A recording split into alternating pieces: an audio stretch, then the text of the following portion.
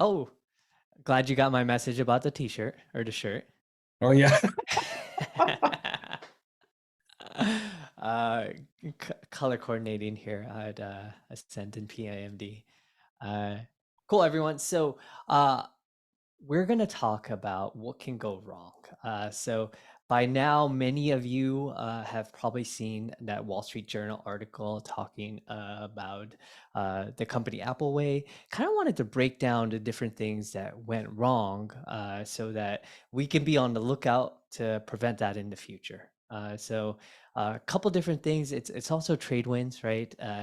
What's been happening over the past couple of years is that everyone has made leaps and bounds of money, and you haven't really had to have as much attention to detail. And I mean, that's kind of why we teach the course. It's not necessarily in times that things are going well, but it's in times like now where we don't know where the way the economy is headed. Potentially, like Peter says on his podcast, there's a lot of opportunity out there, but there's a lot of risk as well. And so, how do you navigate all those obstacles and try to get a deal and deals that make the most sense? So there's a Q&A function right here probably. And so feel free to hit that. I'm going to keep an eye on that, but we're going to talk about the couple different things that can go wrong, and then we'll show you a deal that we think kind of meets all that criteria in terms of being good. It's just one example, but probably the best example we've seen in a while. And then there'll always be sprinkled in Q&A. Yeah, excited to chat, excited to start. Anything you'd like to add, Peter? First of all, hello. Hope everyone's doing really well. Yeah, no, I'd love to kind of dissect it a little bit too. I think that's what I'm excited about. So many people have asked me about this big article and what's going on in real estate today, and I think it's a valid concern. And that's something that as a community, we've really tried to help people avoid. That's the big thing. During the times, if you can really help avoid big mistakes, I mean, sometimes those things are going to set you back quite a bit. And the first rule is never lose money. So that's really what the goal of this community, a goal of what we try to do, at least at Ascent, is really try to focus on that part first. And then, of course, the other parts, of course, we want to create returns and build wealth and build passive income. But I'm excited to talk about this too, because I haven't really done this in a public setting yet. So this will be fun. Okay, so for the people that haven't seen the Wall Street Journal article, a background, there is a company called Apple's Way in Houston, based out of Houston, that they've bought thousands and thousands of units in the past 2 years. And this person was a disciple or mentee of a group of syndicators. And what they do is you pay $30,000 to $50,000 to learn how to syndicate, to learn kind of the ropes and get connected to a network. There's 4 or 5 different groups that do that. And over the past couple of years, people have been doing really well because you can really just throw a dart at the map and make money. But we're starting to see things change. So first thing that kind of went wrong with this group is that they bought too much too fast. Thousands and thousands of units in record time, and I think it was 7,000 units in 3 years. That's a lot of units. Just one apartment complex is anywhere from 2 to 300, and they were actually buying large 700 unit apartment complexes. That's a beast for anyone to control and to really watch. But someone that's new, that's fresh, it's really difficult. Uh, Second thing they've done is they were kind of levered to their ears. So they were doing 85, 90% leverage. So they were putting a down payment of 10 or 15%. And that's how they were able to buy so much so quickly. What do you think about that kind of leverage? And what do you think would be kind of a prudent leverage to use in times like this, Peter? Well, I think that, again, we've used different marks in the past for what's an acceptable amount of leverage. Leverage, of course, means there's a lot more room for, I guess, volatility, meaning that, if you have less to cover in terms of your debt coverage versus your rent, then you have flexibility if the market tends to take somewhat of a downturn. Also, it kind of depends on what kind of debt you have. That makes a difference too. It's not just how much debt, but what kind of debt. We often used 80% as probably, for a while, it was 80% was kind of the cutoff, where 80% starts to get a little aggressive, what is aggressive. And then below that, I think that number has started to move down, where people are starting to feel more comfortable with even less leverage. In fact, lenders and banks are feeling also not as comfortable with higher amounts of leverage. And so, yeah, I mean, a number like 90% is astronomical. I think that's just something that's extremely scary. So, yeah, keep going. That's great. Yeah, Peter mentioned debt service coverage. So that is really just, it's typically looked as a ratio of how much money do you bring in and how much money goes out in terms of expenses. Banks like to see that ratio, the more money you take in to go out, at 1.25. But we're starting to see that number. You want to start getting 1.3, 1.4, 1.5 is where we really like it. So you're making 1.5 times as much money as going out. And we're starting to see that number actually get smaller and smaller because mortgage payments, which is the price you pay per unit, and the interest rate go up. And what do you think about interest rates, Peter? How what the trend has been in the past year? Kind of something that we've never seen before. What do you think? Yeah, I think everyone knows that, again, it's not been a secret that interest rates have risen really fast, really hard. Again, it's a response to what, again, some of the runaway inflation that's happened, and you can decide why that inflation. People have different takes on it, but I think a lot has to do with, even after the pandemic, the amount of money supply that's been increased in our has been ridiculous. The amount that's been increased over the last couple of years, the increase in money supply will ultimately lead to the increased cost of goods, which really plays a lot into those inflation numbers. Cost of housing, all of that goes together. And so to try to curb that, I would say the Fed really likes that number for inflation to be somewhere around the 2 to 3%. In fact, I think their goal is 2%. And, we had seen numbers like 10, 11%. And so in response to that, the Fed chair, and knowing their philosophy, was that they're going to do whatever it takes to get inflation under control. And so what they ended up doing was just really, the Fed just ticked up these interest rates really, really fast, over 5.25%, I guess, in terms of percentage points over the past pretty much year. And it doesn't look like they're completely done yet. They may take a pause, again, depending on who you hear from. They may take a pause in June, depending on how the numbers shake out. They may increase a little bit here and there, but the numbers last I think I saw from inflation were somewhere around the 4%. So some of it has been effective in doing what they've wanted it to do. Now they still have a goal of getting it down 2%, but they also are starting to see that, yeah, they don't want this to be a crash landing. They've been trying to go for the soft landing. So a lot of people think that they actually should have started a lot earlier with some of these raising interest rates, and maybe they wouldn't have had to do it in a year and caught so many people by surprise. But that's kind of where we are right now. It's gone up by 5.25% from basically a 0% where we were before. And this is the fastest rise in the shortest period of time in history, as far as I know of. And so the economy, the credit markets, lending, real estate, all of that in response to that, a lot of people have been affected. I'm sure you've all heard about it. You've been affected in some way. And definitely for these groups like Pranay was talking about, that had high leverage, high amount of leverage, and variable or type rates, they really got caught. So Pranay, keep going. Yeah, so great transition. You mentioned that the loan type is very important, and you talked about adjustable rate mortgages. So would love for you to elaborate. What's the difference? How do interest rates affect each one? Okay, I think I'm guessing that most people bought their own home here, and so there's different types of loans that you can get.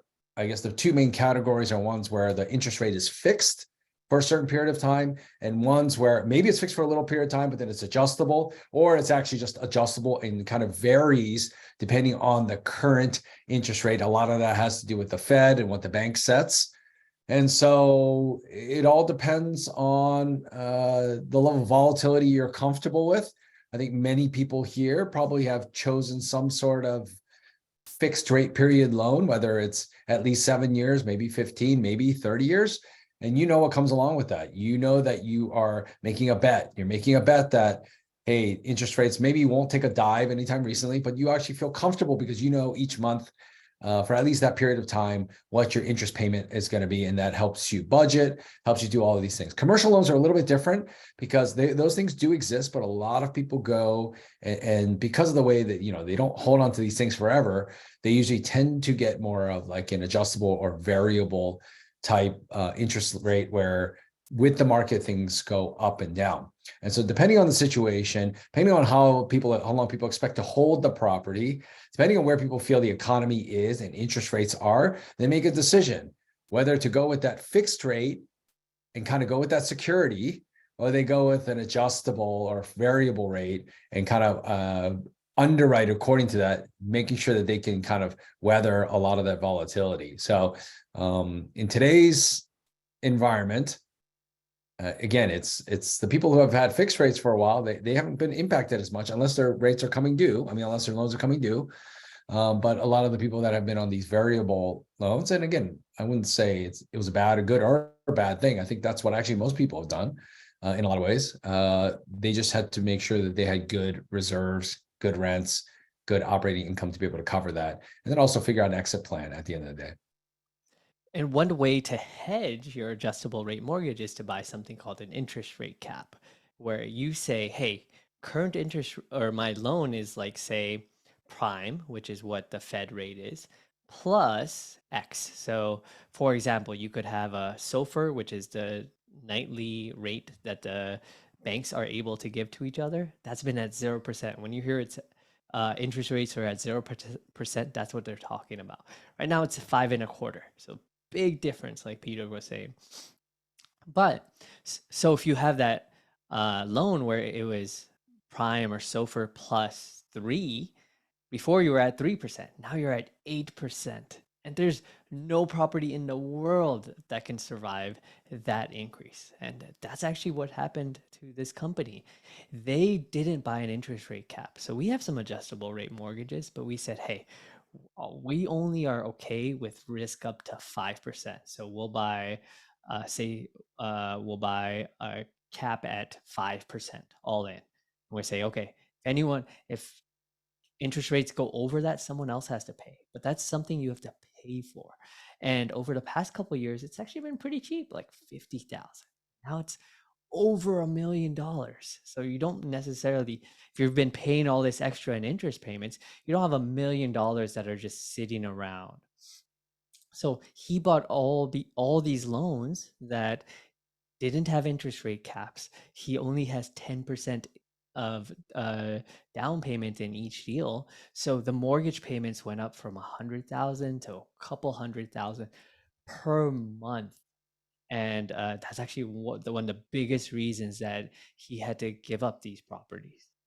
The other issue is that he was having the property manager run the show because it's just one person, not a big team. And even with our small portfolio, we've really had to expand our team, hire a lot of people, asset managers, go look at all our properties.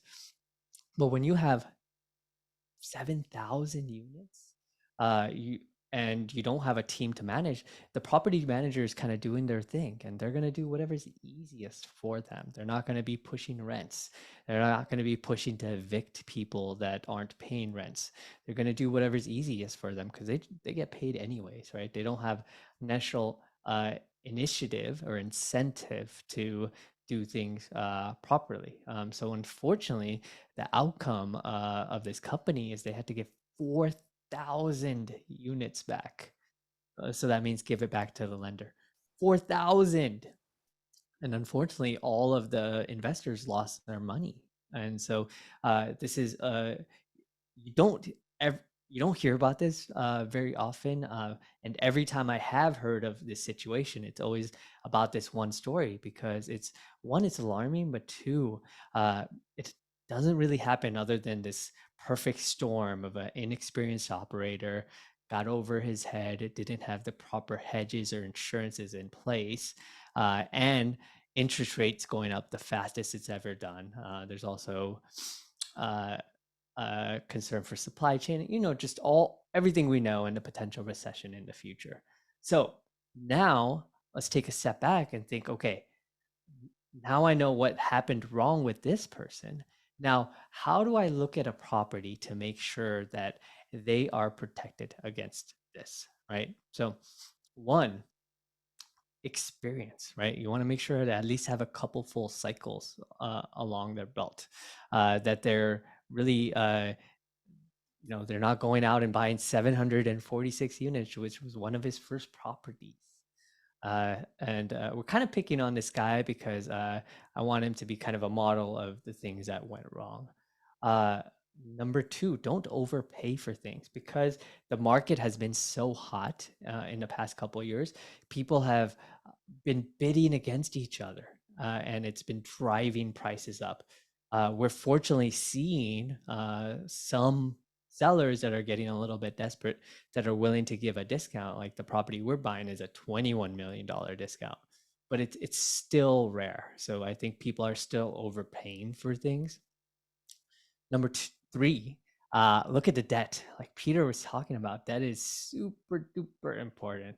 It's right now we're looking at fixed debt, right? So that interest rate doesn't go up because we don't know. The Fed has said they're probably going to hold interest rate hikes, but if we see a 5%, a 6% inflation, I think they're going to be very aggressive with going up on interest rates. So fixed debt, kind of low long-term fixed debt, and long-term for commercial real estate, it's like 5 years, 5, 10 years, because like everything in life, there is a downside. The question would be, hey, if you're buying a property that's a 5-year hold, why don't you do a 10-year loan or a 7-year loan? The downside is, especially if you get the loan from the government, they expect that money to come in regularly. So you can pay them back in 3 years. They're like, great, thanks for our money back. We still expect you to pay off your interest, right? All the underwriting, all they doing is expecting that money to come in terms of interest payments. So what do? They charge you a prepayment penalty, and that could be millions of dollars. So you have to really think that if it's a 5-year hold, it's a 5-year long-term debt, you're sticking in the project for 5 years. I mean, if there's a home run, someone's willing to pay you way more, they're willing to cover your prepayment penalty. We've seen that before. It makes sense, but definitely not something that would happen in this market and potentially recessionary. Uh, Look for cash flow. So all my past investments have really been trying to grow equity, but I've realized that cash flow is just so important because if a property is doing well enough that it can cover all its expenses, there's a big cash reserve.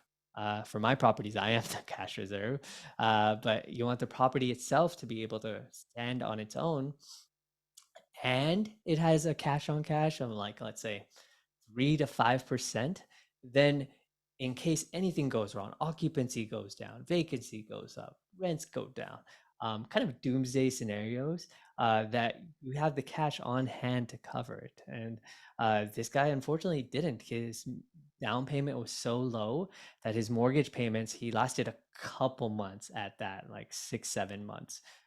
With interest rates, and he was just covering the debt payments, and then he ran out of cash to run operations. Unfortunately, if you look at the pictures, it's kind of saddening. The pool is full of algae. It's probably a public health hazard. All the units, a lot of the units that are vacant, they have to board them up so people don't go, and it creates an unsafe environment. And that is, for us, like, that is a major red flag, because we want to provide homes for people. We want to provide safe, clean places for people to live at. And just seeing those pictures are actually heartbreaking. I think the mayor of Houston went to go walk one of his properties. It was very kind of sad. And yeah, so that's kind of overall, like that's what things to look for. Anything else you'd want people to kind of look at, Peter, for trying to prevent this in future deals that they invest in? Well, yeah, I think part of it's what people have to look for is when they talk to these groups, like, what is your exit plan? Meaning that, okay, so maybe it's 5 years. What if you can't or don't achieve or some of these things like could you, what is the alternative kind of exits that you have, whether it's a refi, whether it's all that, and what are the probabilities that can, you have those multiple exit points? I think it's important to talk about. We obviously, none of us can foresee what it's going to look like in 5 years. Talking to again, the experts, who knows? No one anticipated this rise in the last year this fast. So I think I think anybody who told you that it would be this fast as hard, I think they're lying, because most people, like 5% in a year is never been done in history. So, but I do believe that there were some people that we're aware that an increase was coming. I think everyone knew that.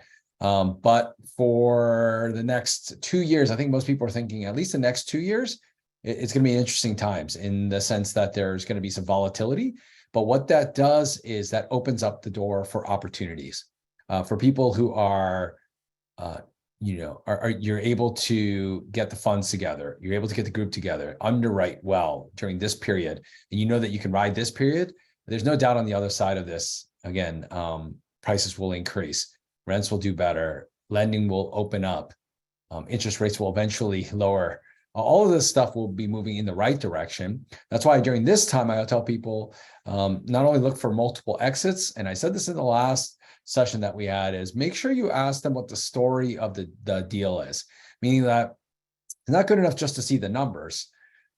Ask them and figure out why this deal right now? Like, why is this different from, maybe from 6 months ago or a year? And why in this environment is this a good deal? Not just looking at the straight numbers. And I think asking those questions are really important.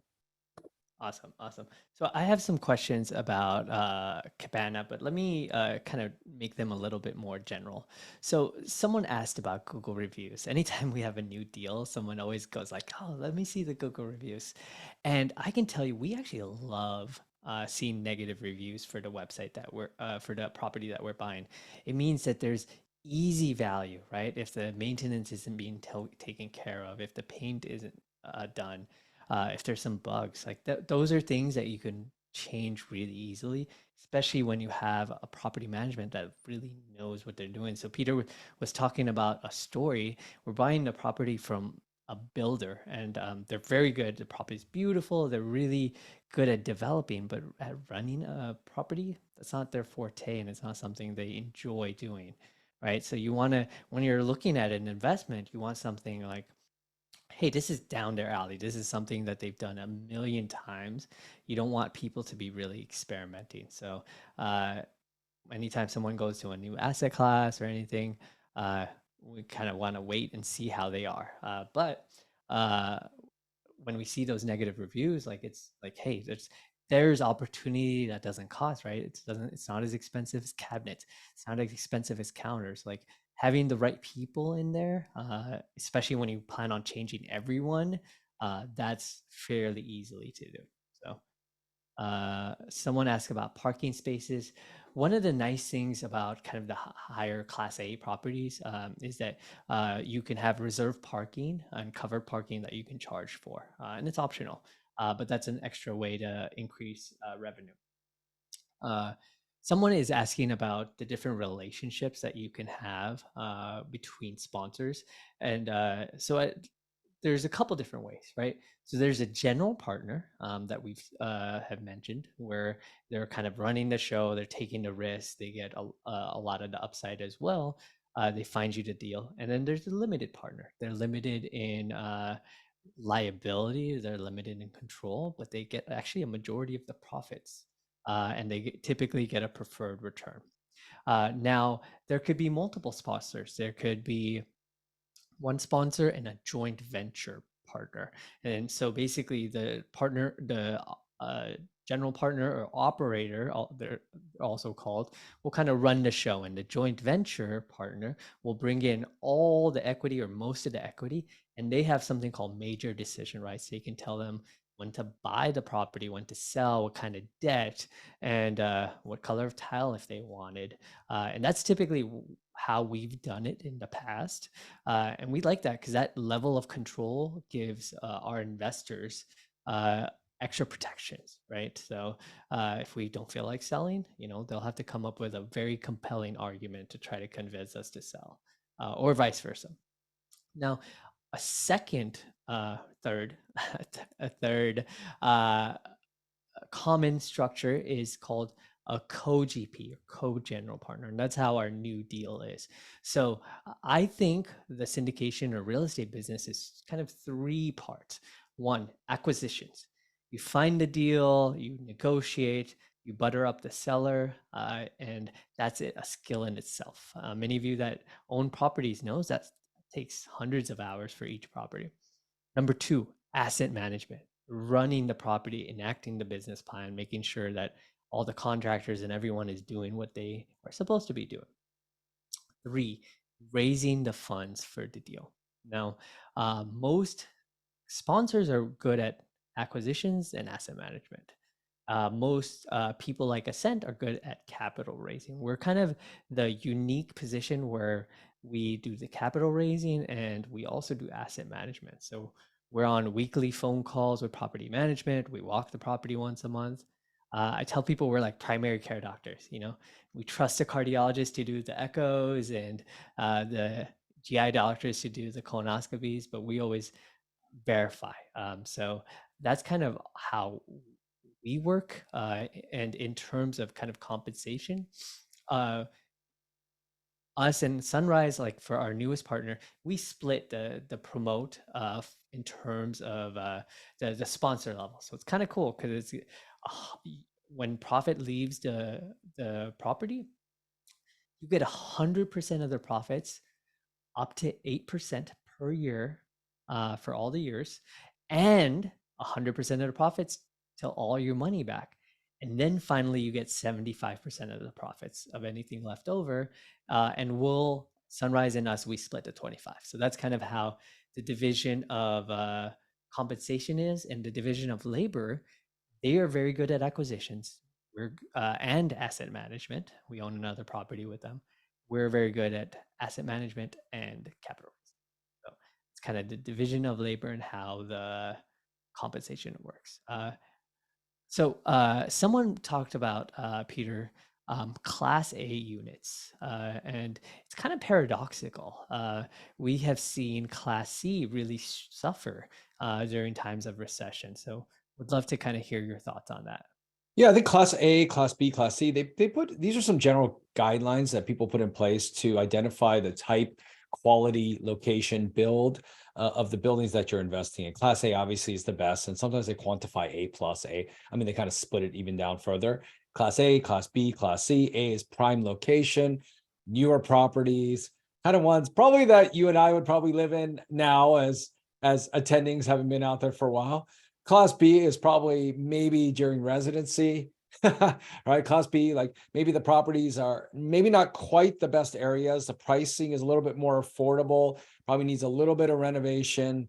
And again, slightly less desirable areas. And Class C is typically in the least desirable areas, needs a lot of work, needs a lot of help. And so these classes, obviously they exhibit different types of economics and have different financial rewards, upsides and downsides to them. And so I would say that some people will say in recessions that Class A definitely takes a hit, meaning that when the top line, especially during the economy, things don't go well, maybe people are not willing to pay the premium price in the market, the top Class A, maybe the high rise penthouse suites in those nice towers. during economic recessions, people are not willing to do that. So they say in class A, sometimes they back off.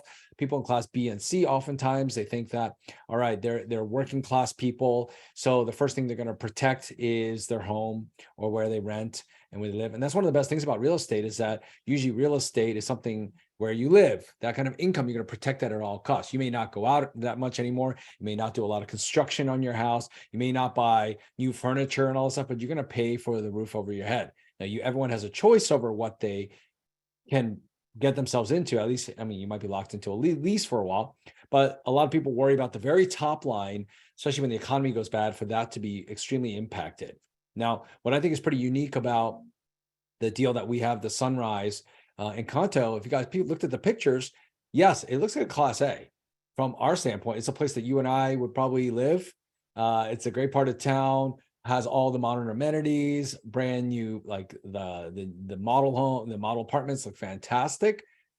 The great thing that I think we have in terms of an advantage during this time is that because of, number one, the basis that we're getting in, the price that we're getting in, number two, the way this thing was built and constructed, okay, in a way that it's called, in some ways they like to use the word attainable housing, which is like class A, but attainable for people who have maybe slightly less income. All the rents that you'll see from Cabana and Kanto, where it's been, even though it looks like a Class A property, they've actually charged less rent, and they're able to actually manage the property well. The financials still look good. And I think where we're positioned at in the market is we are not even close to top. We are below that, even though our property looks like that. So I guess putting yourself in the mind of an investor who's a Class A, like you're used to the modern amenities, you're used to the really nice properties, but maybe you can't afford the top line. You've lost a little bit of income. It's been cut. What are you going to look for? The next thing you're going to look for is something as close to what you have, but it's cheap, like is more affordable. And I think that's where we sit in the marketplace, which I think makes us pretty unique. And that's why we're super excited by this, right? I mean, number one, it also helps that we bought this property at an extreme discount. So we can be a little bit more lenient in terms of rent and rental increases. We don't have to push the top of the market rents. So it puts us in a really nice position in terms of where we're at, in terms of our investment here. So Pranay, is there anything you want to add to that in terms of maybe the exact numbers so that people can see that? Yeah, so our average rent is 1435 across all three. So studios, 2 units, and 2 bedrooms and 1 bedroom. But Goodyear itself is 1645. So there's a huge delta there. But the people that we're really looking for are the people that are trying to move into houses, but maybe they need to live for a couple years in an apartment. So really, me a couple years ago, saving up for a house, but I don't want to live in a Class B. I definitely don't want to live in a Class A. So average mortgage payment in Phoenix area is 2,900. So between 2,900 and 1,400 is a huge delta. So that's kind of the people that we're trying to aim for. So just using this as an example of Class A. So a lot of people think, okay, Class A, it's the highest, it's the nicest, but there's Class A in Sunbelt and there's Class A in San Francisco. So you hear like rental market is dropping in San Francisco, Los Angeles, New York, Manhattan, but where are they moving? They're not moving to Class B in Phoenix. They're moving to Class A plus because their rent is like half. Like, so we're charging 1,700 for a 2 bedroom. You can't even get a 1 bedroom here in Los Angeles for that price. So people that move out from California or New York are going to live in a really nice place. So that's kind of the people that we're talking about. There is a civic center, someone was mentioning in the questions. The city hall is literally being built right across the street. And there's going to be Class A office right next to the city hall, some amenities. And that area is really going to fill up over the next couple of years. And it just tells us how much people are wanting to live in that area. And I actually I went through this deck with someone in person at ACP conference that I was at, which we were sponsored, and they're like, "Hey, I invest. Could I live there? Do I get a discount?" And I was like, "No, that's not how it works."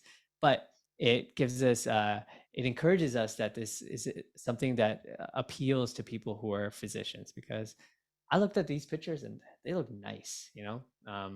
We talk so here you can kind of see this is the one of the pools, and here's our returns: 13 to 15%, about double your money after fees in 5 years. But very importantly, a lot of cash on cash. So 3 to 5%, 4 to 6%, and so on. But like I mentioned, everything has a downside, right? Our goal with this property, give you your money back as quick as possible, but the more money in your pocket from the deal means there's less money in the deal. So that's why we're predicting a conservative 13 to 15% return per year, and not kind of some of the 16s, 17s, and 18s we had before. But this is kind of different, and we think this is the type of deal that people should look at, cash flow plays, when there's a potential recession coming up. Because if they cover all the expenses, have a large cash reserve, and still have money to give to investors, that means in case, I don't know, recession comes, rents drop, occupancy goes up, there's just a huge buffer, the cash reserve and the cash on cash buffer that we think will make things a lot easier to swallow. All right, Pranay, I like So this last question somebody yeah. put in. Mhm. This person said, could we address kind of the exit plan and what scenario would you not be able to sell Yeah. or refinance? And again, I think this is like you're getting what we want from investors and part of our community, and also a lot of people have taken our Passive Real Estate Academy. Our goal is to make smarter investors because we believe this is again, it's kind of a team sport. Like everyone needs to look at all the angles and it'll help everybody make a better decision at the end. And so I think this person is asking a great question, and it's a question that you've heard me say a ton, Pranay. Whenever we look at any deal, what could make this thing blow up? Right? It's the way I say it, right? Mhm. What could blow up this deal? And so we always try to look at, what are the issues where, like, what conditions will have to take place or for this deal to fail? And so this is a good question. If we couldn't sell or refinance, obviously then you're stuck. Like, what do you do? And I think a lot of people have come into that situation. So that's the big thing. And they have no more exits left, or maybe do they have an exit left? So that's kind of what we wanted to talk about there. Pranay, if you want to go back to that other slide, that shows one of the situations that we've kind of like looked at ourselves is like, yeah, the one above there. What would cause this deal to have issues? Right? Can you Mhm. talk a little bit about break-even occupancy and how that's worked in this market and what we've been looking at? Yeah, so this is one of the most important numbers to look at when thinking a recession is coming.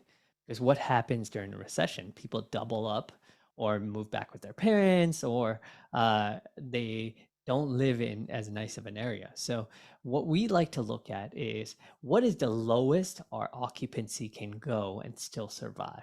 Meaning we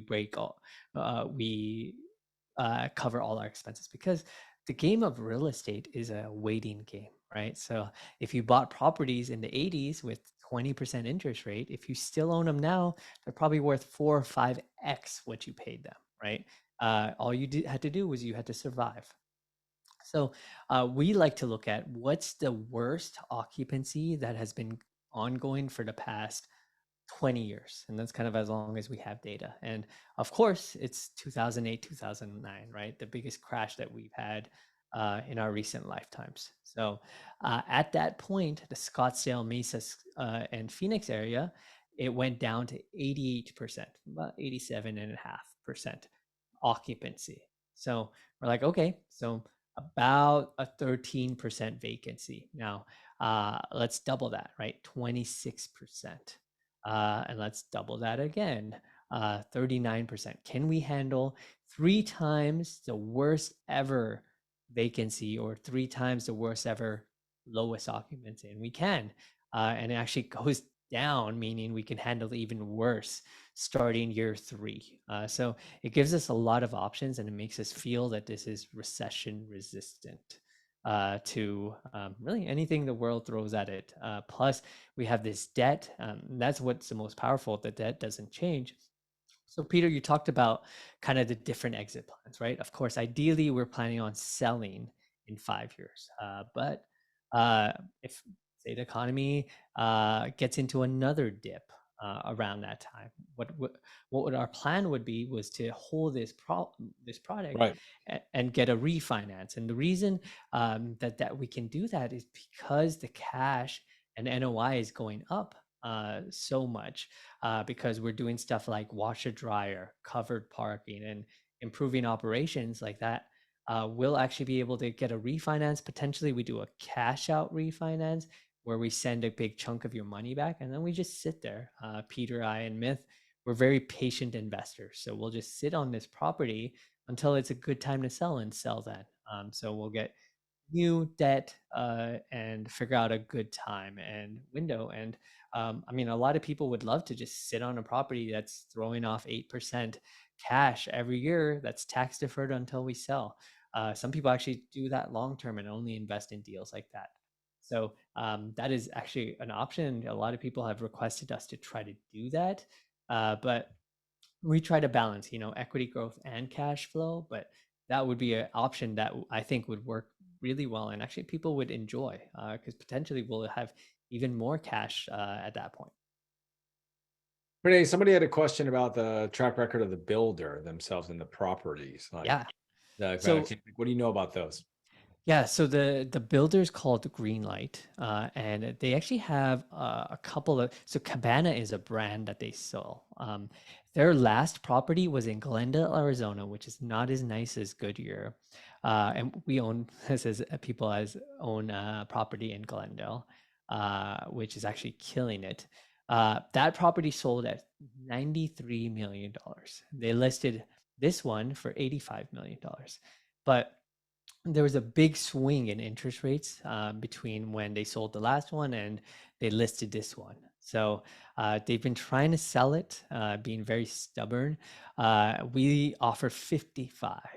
So they said no to us, but not that loudly. So we whittled them down to 63 and a half. And actually at that number, they're like, hey, this group Ascent is offering us at that. And they went to some other people.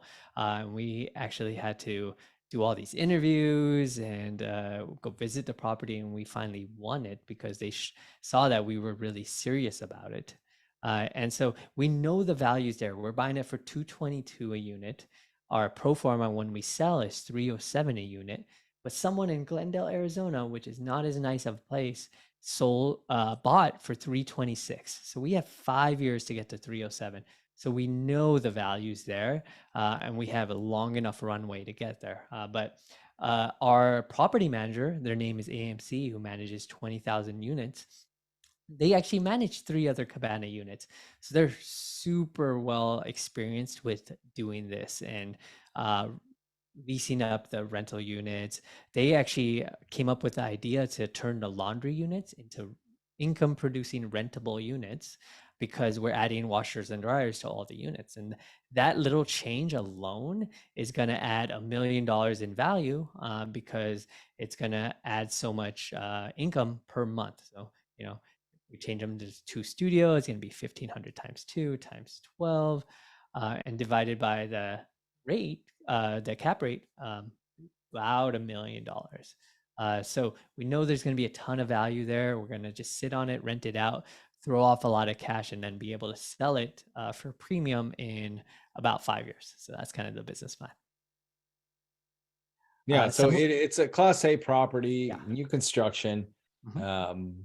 but we're not relying purely on market appreciation here. There are some value add opportunities, probably not as big as if we bought a B minus type class property where you can go in and gut everything out. But again, I don't in this time, with the current market and what we're seeing, like we feel like this is the lowest level of risk with the best ultimate upside, right? And as the market changes, you're going to see different things, and so that's why we're excited about this particular product, this opportunity, because it gives us a chance to do both. But we say in a slow, deliberate manner.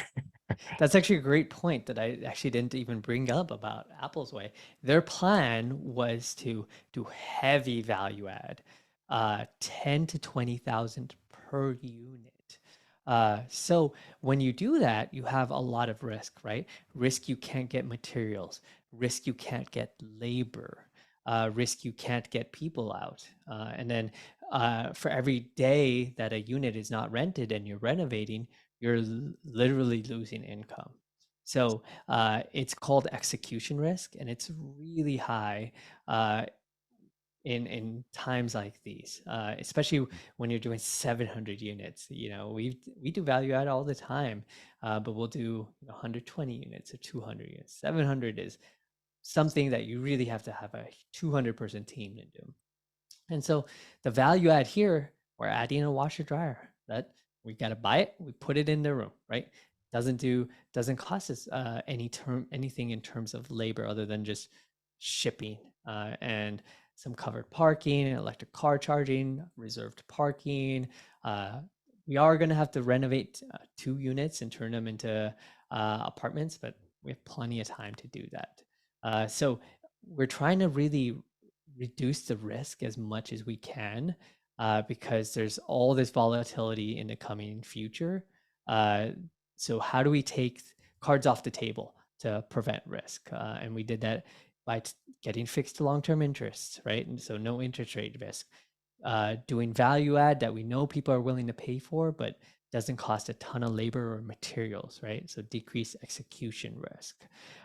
Buying a new property where all the major roof and HVAC and electricity and all that stuff is covered by warranty. So taking off the repair and maintenance risk. We are aiming for kind of a higher type of tenant, one that's employed and probably kind of white collar and young families, professionals, and so less have to worry about crime or as many evictions. Of course, they always happen at some point, but trying to take as much as we can off the table because we just want to buy something very simple, throws off some cash, has a little appreciation, a little forced appreciation, and then maybe in a couple of years we do heavy value add again, where we're bringing in a ton of value, but when the risk is a lot lower. So someone was saying, in what world is a 13% return IRR low? But that is a lot of people, including myself, have been spoiled in the past few years. We've gotten 16, 18, 20%. But if you look at the time, the risk was there.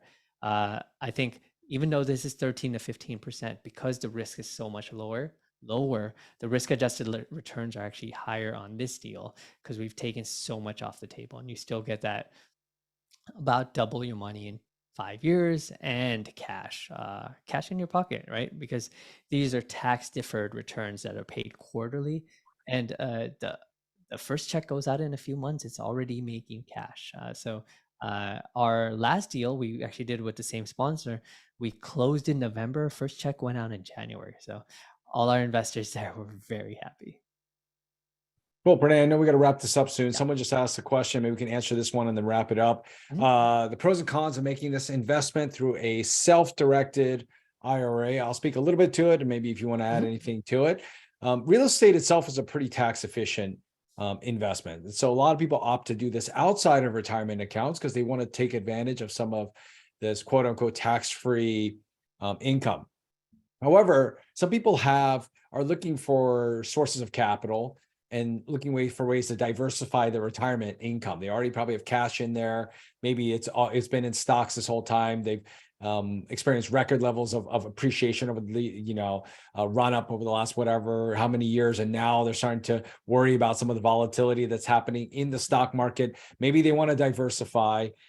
And they have a self-directed opportunity to do so. And so a lot of people are moving their money and they're diversifying within their retirement accounts using self-directeds to invest in real estate. And there's an opportunity that with these syndications.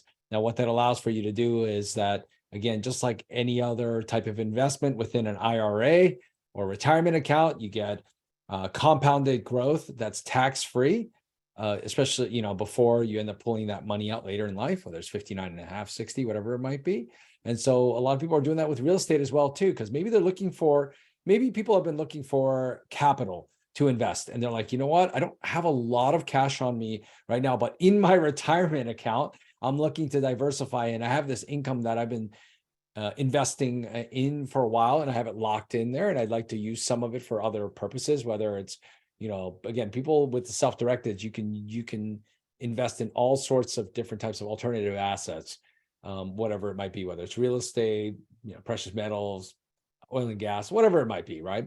And so that is a benefit, so that for some people, that's where the capital is, and they want to diversify that. They're able to do that. But again, uh, real estate is also very tax efficient. So even doing it outside has its benefits too, outside of retirement accounts, because of depreciation that we've talked about before, tax deferrals, and things like that. So hopefully I mentioned the pros and the cons from there. Pranay, was there anything else I missed?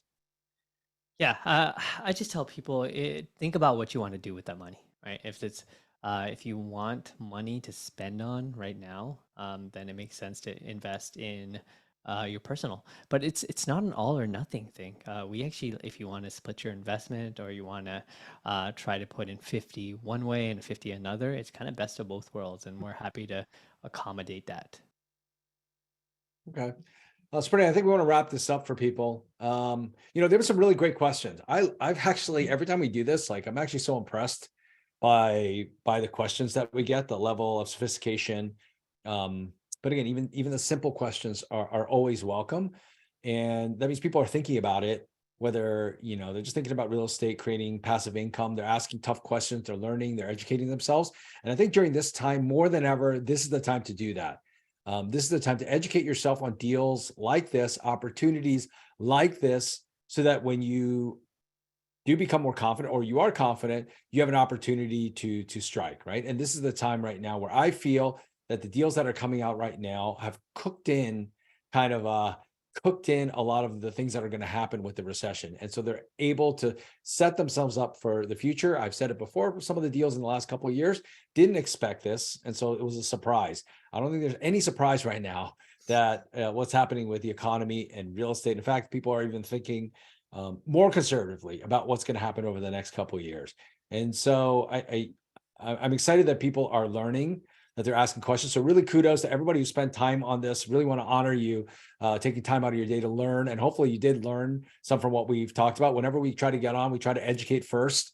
And yes, and then mention the opportunities. And then, of course, by doing that, you're going to learn more about this or any other deals that you're seeing. Again, we're extremely excited about this opportunity.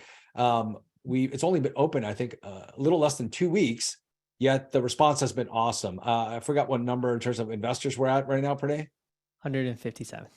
So we've already had 157 investors commit to this, and it's just a testament to, I think, our community, and how strongly we feel about the deal, especially in this environment right now.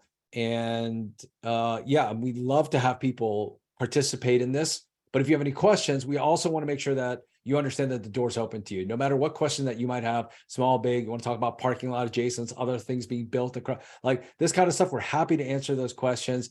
Feel free to reach out to us. Pranay, what's the best place for people to do that? Yeah, so they can reach. Right there is my calendar. It tells you more about the deal. On the bottom, you can reach out to me. And actually, just here's my number. Text me. It's in the chat. Is in the chat. So ascentequitygroup.com /deal is where you can get more information. You can reach out to me at the bottom. But check out the chat. That's my cell phone number. Happy to answer any questions about real estate.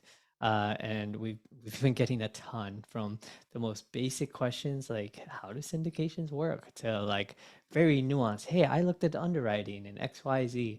We're happy to answer anything and everything. And if nothing else, we tell people to look at deals, right?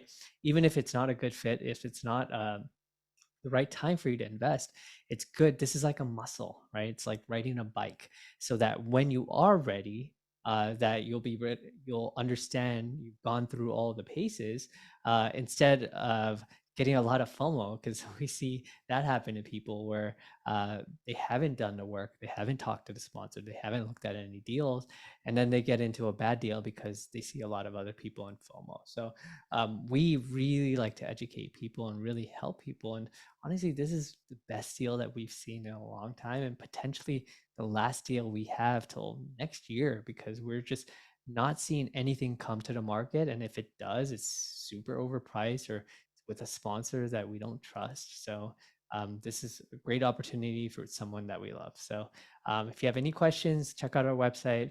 Feel free to text me, and we'll do another one next week. Bye. Awesome. Thank you, everyone. Let us know how we can support you and help you guys move forward with this if this is what you want to do. So we love to kind of be here for you. So thanks so much, everyone. Take care.